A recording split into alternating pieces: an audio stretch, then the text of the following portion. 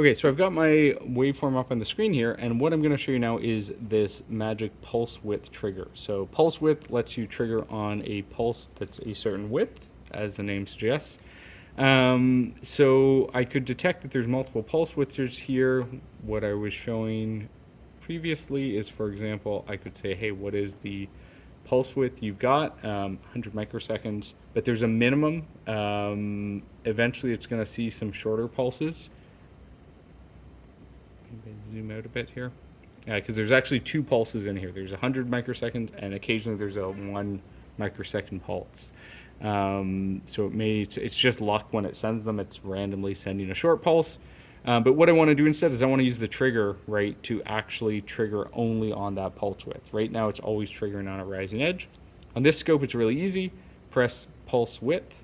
You can see the trigger's lost. First, make sure the source is right? It might be using a different source for this than the edge trigger, so okay, channel 1. Make sure it's positive pulse width, this button, so this is positive, so I want a positive pulse. And I want a pulse that's below some width.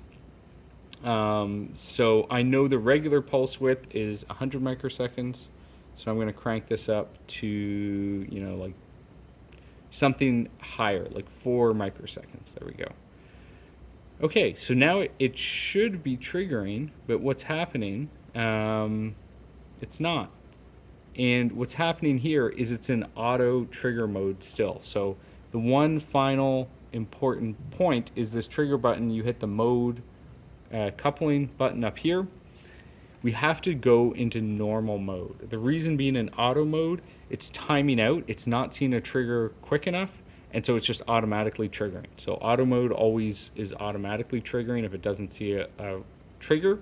If I go to normal mode, it's only waiting for a trigger. So it's always waiting for that narrow pulse. So here we can see suddenly we have a pulse that is our 1.24 microsecond wide pulse. And it's always triggering on this. If we zoom out,